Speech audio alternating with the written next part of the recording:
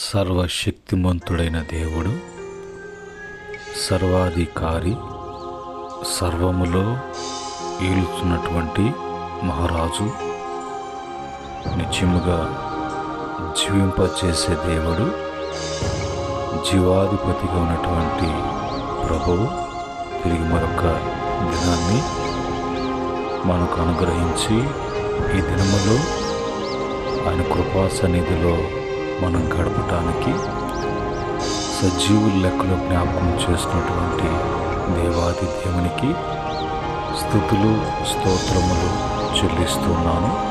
అలాగనే ప్రతిరోజు కూడా ఉదయకాలపు కృపా వాక్య ధ్యానములలో ప్రభు బిడ్డగా పాల్గొని వింటూ బలపడుతూ అనుసరిస్తూ ప్రభువుని గణపరుస్తున్నటువంటి ప్రతి బిడ్డకు కూడా ప్రభు పేరిట వందనములు, ప్రభు పేరిట శుభములు తెలియచేస్తూ ఉన్నాను. ప్రియమైన దేవుని బిడ్డలారా, ఈ యొక్క సమయంలో దేవుని యొక్క వాక్యమును మనము చదువుకొని ప్రార్థనాపూర్వకంగా మనము ధ్యానం చేద్దాం. ద్వితీయోపదేశ కాండము 4వ అధ్యాయము 35వ వచనంలో ఉన్నటువంటి మాటని చదువుకొని ప్రార్థనాపూర్వకంగా ధ్యానం చేద్దాం. ఇక్కడ రాయబడినటువంటి మాటలు ఈ విధంగా ఉన్నాయి. అయితే యెహోవా దేవుడనియు ఆయన తప్ప మరి ఏ ఒక్కడు లేడనియు నీవు తెలుసుకున్నట్లు అలా నీకు చూపబడెను. పరిశుద్ధుడైనటువంటి మా తండ్రి, కృపగలనటువంటి మా దేవ, మీ యొక్క పరిశుద్ధమైన సన్నిధిలో మీ మాటలు మేము చదువుకున్నాం, వాటిని ధ్యానం చేస్తున్నాం. తండ్రి, మీరు సహాయం చేయండి, వివరించి బోధించమని యేసుక్రీస్తు నామములో అడిగి వేడుకుంటున్నాము తండ్రి, ఆమేన్. ప్రియమైన దేవుని బిడ్డలారా, ఇక్కడ రాయబడినటువంటి మాటలలో దేవుడు మరి ఉన్నాడు. ఆ దేవుడు మరి ఆయన ఇద్దరుగా ముగ్గురుగా లేరు, కానీ ఆయన ఒక్కడే దేవుడై ఉన్నాడు. ఆయన్ని మాత్రమే మరి ఆరాధించాలి. ఆయనే దేవుడని ఆయన జనుల మధ్యలో చేసినటువంటి, ఇశ్రాయేలు ప్రజల మధ్యలో చేసినటువంటి ఆ కార్యాలన్నీ కూడా వారు చూచి తెలుసుకొని ఆయనే దేవుడు, వేరొక దేవుడు లేడు అని వారికి చూపించబడటం, వారి మధ్యలో అనేకమైనటువంటి కార్యాలు ప్రభు జరిగించారు. కనుక ఈరోజు మరి దేవుడు అని అంటే ఆయన బహు దేవత ఆరాధన అనేటువంటి స్థానంలో లేడు. దేవుడు ఏకత్వము, దేవుడు ఒక్కడే అనేది మనం తెలుసుకోవాలి. ఒక్కొక్కరు ఒక విధముగా దేవుణ్ణి దేవతలను ఏర్పాటు చేసుకొని ప్రతిదానికి కూడా వాటికి పేర్లు పెట్టుకొని ఆరాధిస్తున్నటువంటి ప్రజలు మరి అనేక మంది ఆ విధంగా జీవిస్తున్నారు. అయితే ప్రభు సత్యాన్ని బయలుపరిచినప్పుడు ప్రభు తాను ఏందో రుజువుపరుచుకొని వాళ్ళకు చూపించినప్పుడు వారు తెలుసుకొని ఆయన మాత్రమే ఆరాధిస్తూ వస్తున్నటువంటి ప్రజలుగా ఉన్నారు. ఈ వచనము మరి చెప్పే ప్రధాన సత్యం, యెహోవా మాత్రమే నిజమైన దేవుడు, ఆయనకు సమానమైనటువంటిది ఈ స్థానము మరి ఎవరికి కూడా లేదు. ఆయన స్థానాన్ని తీసుకునే మరొక దేవుడు లేడు. దేవుడు ఇశ్రాయేలుకు చేసిన మరి ఆ యొక్క అద్భుతమైనటువంటి విమోచన కార్యములు ఐగుప్తులో అరణ్యంలో నడిపించినప్పుడు అన్నీ కూడా వారు చూశారు. ఆ విధంగా ప్రభు లక్ష్యముగా జరిగించినటువంటి అన్నీ కూడా వారు చూసి యెహోవాయే ఏకైక సత్య దేవుడు అని స్పష్టంగా వాళ్ళు తెలుసుకోవటానికి ప్రభు తెలియపరిచాడు. ఆ విధంగా ప్రభు చూపించాడు. మనకి ఈరోజు మన జీవితాలలో ఆ సత్యాన్ని తెలుసుకున్నటువంటి వారముగా మనము ఆ దేవుని మాత్రమే ఆరాధించాలి అన్నది దేవుని వాక్యము మనకు స్పష్టంగా తెలియచేస్తున్నటువంటి మాటలు.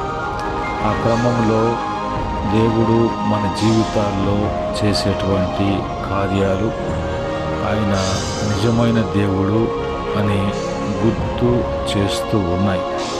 కష్టాల్లో, ఆశీర్వాదంలో, అన్నిటిలో ఆయన మాత్రమే మనము నమ్మేటువంటి వారంగా ఉండాలి.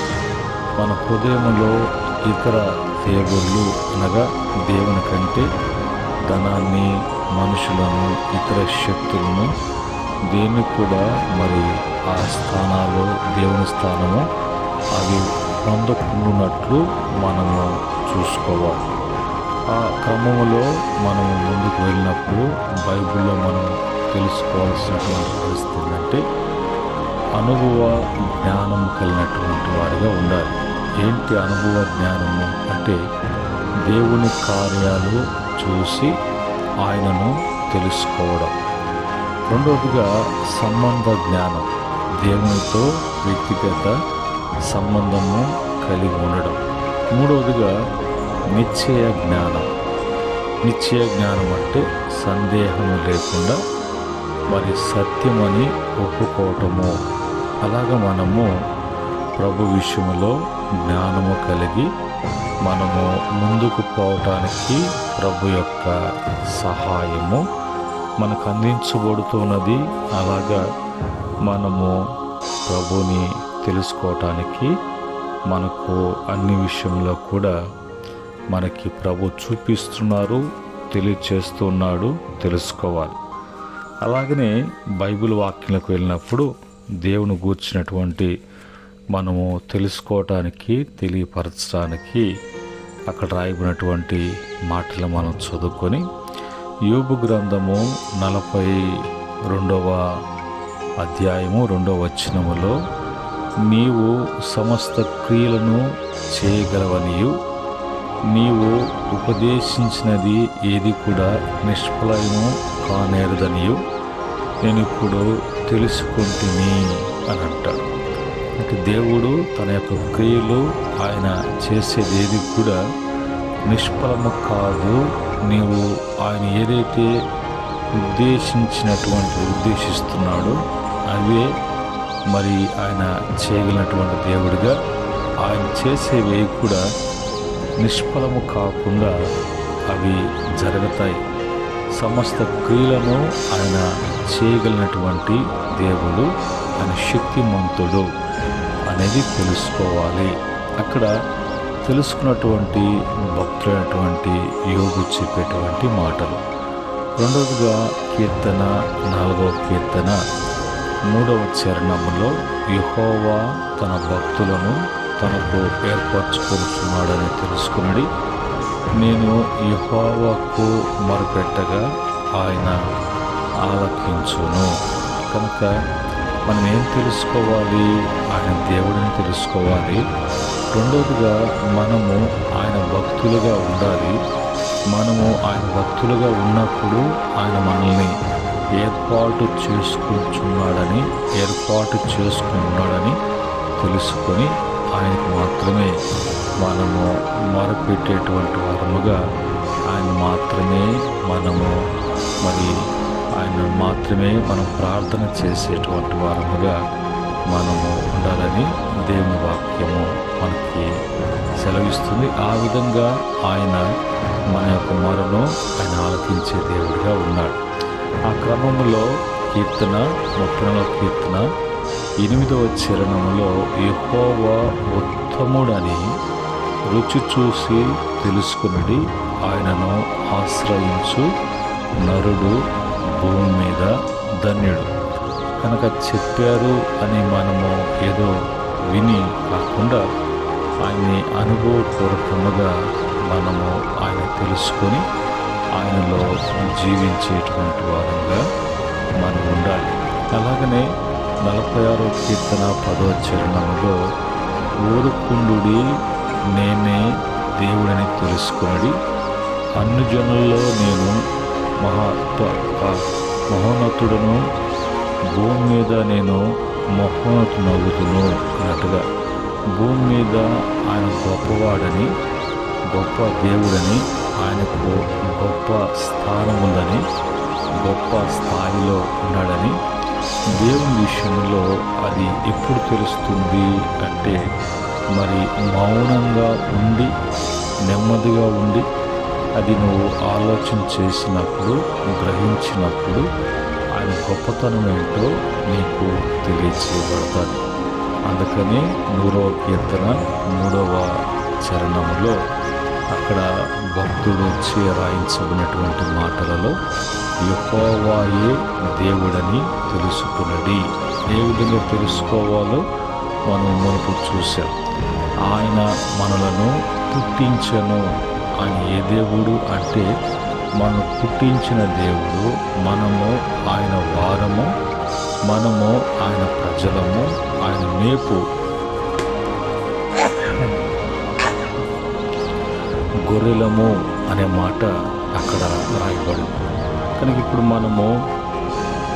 మనం పుట్టడం కానీ, మనము పెరగడం కానీ, మనం పోషించడం కానీ, మనకి సమస్తము కూడా మరి కలగడం కానీ, కలిగించబడడం కానీ అది దేవుడే, దేవుని వలనే మనం తెలుసుకొని మనము ఇతర దేవతలను, ఇతర దేవులను ఏది కూడా కాకుండా ఆయన స్థానములో ఆయనకి మరి ఆయనే దేవుడని ఆయన గొప్ప చేసేటువంటి ప్రజలముగా, ఆయన భక్తులముగా, ఆయన రుచి చూసినటువంటి వారంగా మనం ముందుకు వెళ్తూ ఉన్నప్పుడు మన జీవితాలలో మరి ఆయన ప్రతి కార్యాన్ని చేయటానికి ప్రభు ఇష్టపడుతున్నారు.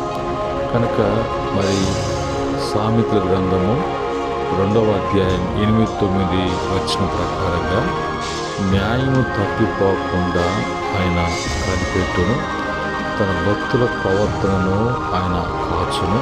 అప్పుడు నీతి న్యాయములను, యథార్థతను, ప్రతి సన్మార్గమును నీవు తెలుసుకుంటావు. ఆ విధంగా నీకు దేవుడంటే ఏంటో, దేవుని యొక్క నీతి ఏంటో, దేవుని యొక్క న్యాయం ఏంటో, దేవుని యొక్క యథార్థత ఏందో, ఆయన యొక్క మరి సన్మార్గము అనేది ఏందో నువ్వు తెలుసుకుంటావు. ఎప్పుడు తెలుసుకుంటావు అంటే నీవు ఆయన భక్తునిగా ఉన్నప్పుడు, నీ భక్తి జీవితంలో నీవు కొనసాగుతున్నప్పుడు, నీ భక్తిని బట్టి, నీవు దేవునికి ఇచ్చినటువంటి స్థానాన్ని బట్టి నీవు తప్పిపోకుండా ఆయన కాపాడేటువంటి దేవుడిగా, ఆయన కాచే దేవుడిగా ఉన్నప్పుడు ప్రతిదీ కూడా నువ్వు తెలుసుకోగలవు. ఆ విధంగా తెలియచేయబడుతున్నటువంటి అనుభవంలోకి ప్రభు తీసుకెళ్తారు. ఈ క్రమంలో మరి మన దేవుడు ఏమై ఉన్నాడు, దేవుడు ఏమై ఉన్నాడని బైబిల్లో నుంచి మనం చూసినప్పుడు మన దేవుడు ఎవరో తెలుసుకోవాలి అన్నప్పుడు బైబిల్ చెప్పేటువంటి మాట, బైబిల్లో ప్రభు రాయించి పలికినటువంటి మాట. మొదటగా మన దేవుడు మరి సర్వోన్నతుడైనటువంటి దేవుడు. ఆదికాండము 14:18 ప్రకారంగా మన దేవుడు సర్వశక్తి గల దేవుడు. ఆదికాండం 17:1 ప్రకారంగా మన దేవుడు నిత్య దేవుడు. ఆదికాండము 21:23 ప్రకారంగా మన దేవుడు స్వస్థపరచు దేవుడు. నిర్గమకాండము 15:26 ప్రకారంగా మన దేవుడు సైన్యములకు అధిపతి అయినటువంటి దేవుడు. మొదటి సమయాలు 1:3 ప్రకారంగా మరి ఆరోదుగా మన దేవుడు న్యాయవంతుడైనటువంటి దేవుడు. నిర్గమకాండము 9:27 ప్రకారంగా మన దేవుడు ఏడవదిగా సర్వలోకమునకు తీర్పు తీర్చు దేవుడు. ఆదికాండము 18:25 ప్రకారంగా మన దేవుడు నమ్మకముదగినటువంటి దేవుడు. ద్వితీయోపదేశకాండము 32:4 ప్రకారంగా మన దేవుడు మర్మములను బయలుపరిచేటువంటి దేవుడు. దానియేలు గ్రంథము 2వ అధ్యాయము 22 మరియు 28 వచనం చూసినప్పుడు మన దేవుడు ఎంత గొప్పవాడో, ఎంత శక్తిమంతుడో, మన దేవుడు ఎల్లకాలము ఉండేటువంటి వాడుగా, స్వస్థపరిచేవాడుగా, సైన్యాన్ని ఆయన ఏలేటువంటి దేవుడిగా, న్యాయము అనేది ఆయనలో ఉన్నది, తీర్పు అనేది ఆయన తీర్చినదే కరెక్టు. అలాగా మనం నమ్ముకొని ఆ నమ్మకాన్ని బట్టి ముందుకు సాగగలటానికి, మనల్ని నడిపించడానికి ఆయన శక్తిమంతుడైనటువంటి దేవుడు. ఆయన ప్రతి విషయాన్ని కూడా మనకు బయలుపరిచేటువంటి ప్రభుగా ఉన్నాడు. ఈరోజు మన దేవుడు ఎవరో అని తెలుసుకోవటానికి ప్రభు మన జీవితాల్లో కూడా అనేకమైనటువంటి కార్యాలు ప్రభు చేశారు. అవన్నీ కూడా నేనే దేవుడని మన జీవితాలలో ఆయన రుజువుపరుచుకున్నాడు.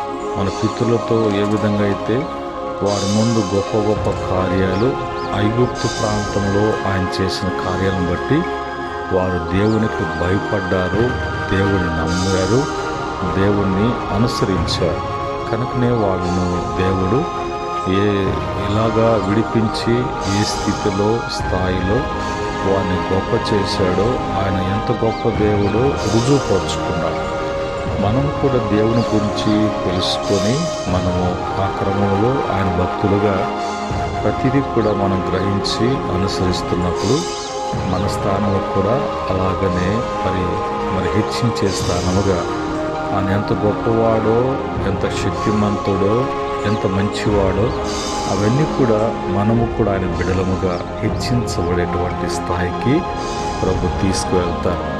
దేవుని తెలుసుకున్నటువంటి భక్తులు బైబిల్లో అబ్రహాము కానీ, అబీమెలెకు కానీ, హాగరు కానీ, యాకోబు కానీ, మోషే కానీ, డేవిడ్ కానీ, దావీదు కానీ, పౌలు కానీ, పొట్టి జక్కయ్య కానీ, వీళ్ళంతా కూడా దేవుణ్ణి తెలుసుకున్నారు. దేవుణ్ణి రుచి చూచి తెలుసుకున్నారు. వారి జీవితాలలో దేవునికి ప్రథమ స్థానాన్ని ఇచ్చారు. దేవుణ్ణి వాళ్ళ హృదయాలలో నిలుపుకున్నారు. కాబట్టి వారిని దేవుడు ఎంతగా ఆస్వాదించాడో, ఎంత గొప్ప దేవుడిగా వారి మధ్యలో సాహస కార్యాలు, గొప్ప కార్యాలు చేసి రుజువుపరుచుకున్నాడు. అలాగనే మన జీవితాల్లో కూడా ప్రభు చేయటానికి ఉదయకాలం ముందు నేను దేవుడని మీరు తెలుసుకోవాలి. నేనే నిజమైనటువంటి దేవుడు, మరొక దేవుడు లేడు. నా స్థానములో మరొక దేవుడు ఉండటానికి, మరొక దేవత ఆరాధన జరగటానికి లేదు అన్నట్టుగా ప్రభు తన వాక్యం ద్వారా మనకు తెలియచేస్తున్నాడు.